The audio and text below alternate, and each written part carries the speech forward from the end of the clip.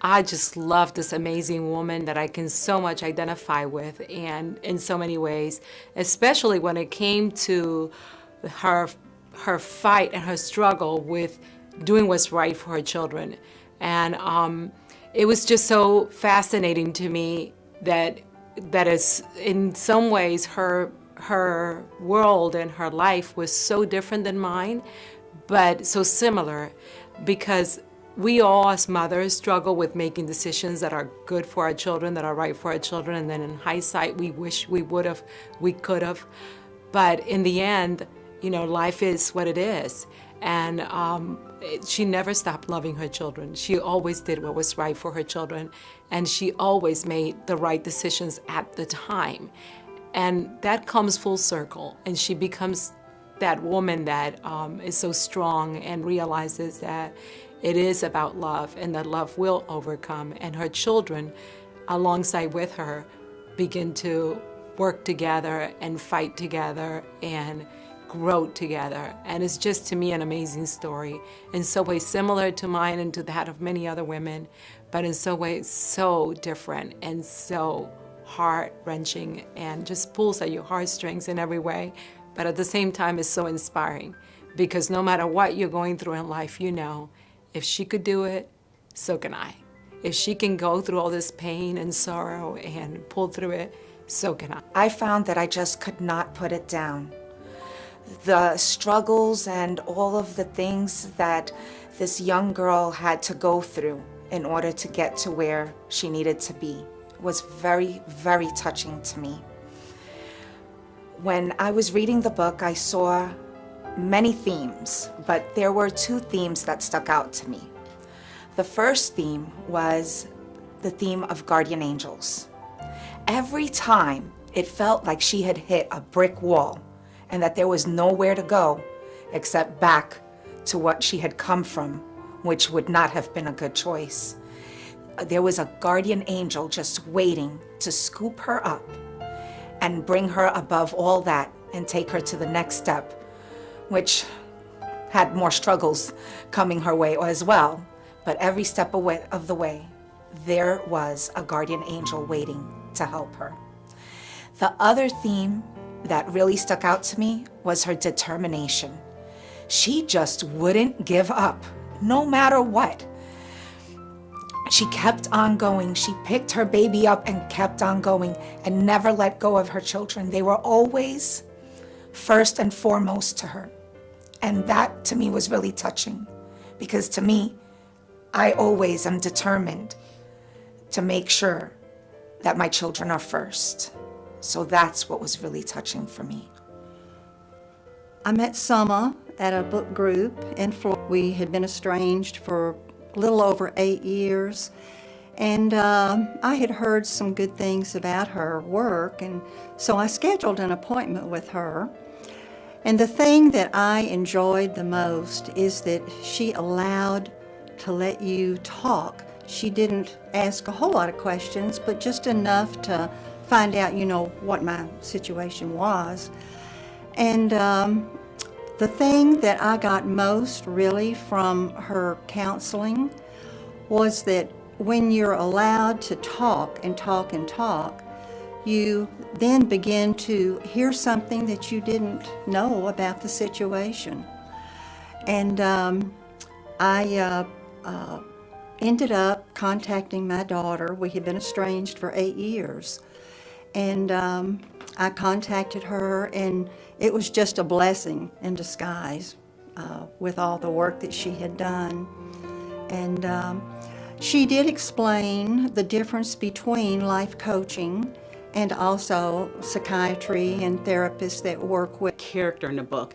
And I became the girl in the book, and when I read it and her life story of what she went through, being ashamed, being teased, and being told she was not pretty, I became her, and I felt every emotion that she had in the book. That when I got to the end of the story, all I can do is reflect, and I heard the teachings that she brought out of the chapters, and I took it in, and I associated her book with myself. I associated with family members, with my friends, and then when I summed it all up, I realized her book wasn't about one woman. It was about many women, and many women of different cultures, that it doesn't just happen at home, it happens all over. And it just took me to another level of not being ashamed to speak out, to not let it sit inside me, to reach out, ask for help. And this book showed me that, and it took me to another growing level. Miss Nour's book is amazing. I recommend that you get a box of tissue because I cried all over the pages. This book teaches you that you can go forward, that no matter what can happen in your life, you can have a spiritual path and look towards that. I felt every chapter. I lived the chapters. And I thought to myself, how amazing it is to go through all that and not become a bitter or angry person. And I learned that you can have faith to go forward and that you don't have to be stuck in your issues and your situations. And I'm so happy that I had a chance to read this book and learn from it. A pissed off saint. Wow. As I think about the pages, the words that came off the pages, how they're inspiring, how they're uplifting, but also thought about the life of a person that can endure so much and yet be productive today. What do they see? What do they go through when they rule? How do you inspire others after reading that? What impact does it have? To read the life of Suma Nour, how a person at a very young age can be put through what they go through, can be taken out of their home, how they have to run from their home to go to different places to try to survive, to then have a lifestyle that many people today would frown upon, but this person had to endure. I can't imagine going through or having a life like that, especially a young lady. Men are stronger, but even they break down. But as a young lady, to go through a life like that and still be productive today, I can't imagine Suma Nour's life. But I can imagine it because I was able to read her book, how powerful and impacting it was. To not tell someone what you've read or what you've experienced, that's a sin. But to tell someone that I've experienced this book and how it impacted me and changed my life, that makes it worth it. That makes it worth it.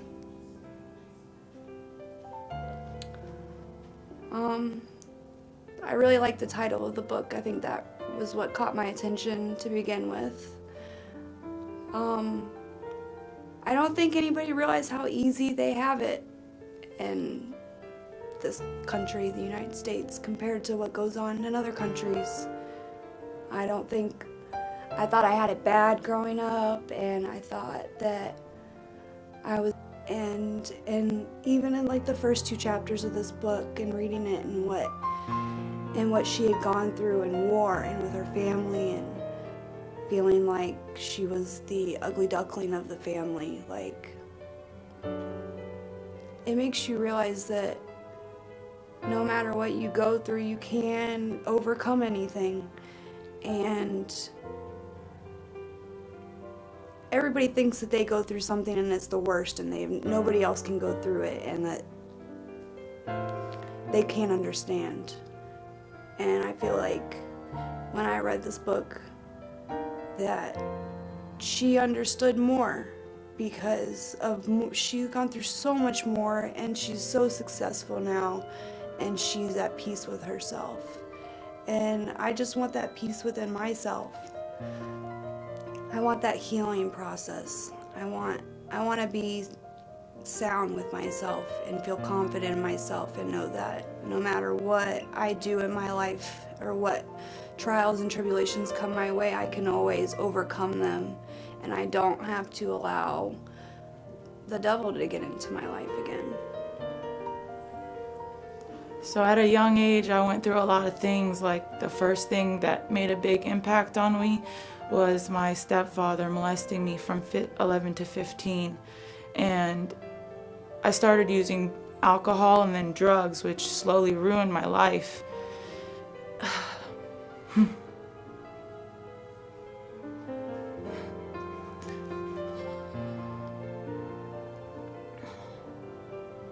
And like I went to a lot of treatment centers who tried to help me, and I wanted to let go of them, but I just couldn't do it, and I didn't know why. And I went to one treatment center for 8 months, and I mean, they drilled it into my head, and I wanted it, and I didn't know how. And as I read this book last summer, I started realizing that I didn't just resent my stepfather. I had resentments for my mom for stupid things. Like I thought she was supposed to be Superwoman. You know, I couldn't understand. I blamed her for things that now looking back makes no sense at all. But certain things, like in the book when she's 15, when Summa's 15 years old and she's married off, and she started asking God, like, why are you doing this to me? It's like exactly the same words that I used. And it's crazy because I never realized, I've never heard anybody else say the exact same words. And I didn't realize until I was reading it how much I was holding on to that made no sense. And I started realizing my mom is so amazing. She never picked up a drug. She became such an amazing woman, and I strive to still be like her. She is my hero, just like she was when I was a little girl before the resentments.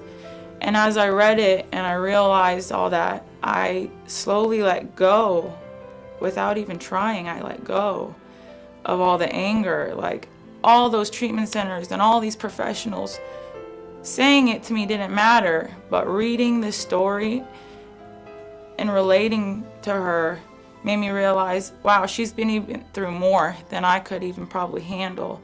And look at how I just collapsed and gave in to the devil and tried to kill myself on these drugs. And so I checked myself back into that treatment center, but this time I put all my heart and soul into the treatment plans they gave me. And I started talking about being molested and watching my mom be abused and how it affected me. But I had already forgave my mom because I realized there wasn't really anything to forgive her for, that she was really the only person on my side. And then I started thinking about all the things they teach you as a recovering addict to grow. And as you go on in the story from the painful stuff and you realize how much growth in someone's lifetime can happen. It's not too late. I'm 28 and it's okay, and I'm okay today. And it would have never happened if I had never read that book, because I needed that to let go of things. I had to read it. I had to. And I'm really grateful I had the chance to. And now, even though I have a lot of room for growth, I'm actually on path to recovery today, where before I was still dying. Whether I was using or not, it didn't matter until I let go of all those resentments and anger. And I'm really grateful that she wrote this book. It's done so much for me.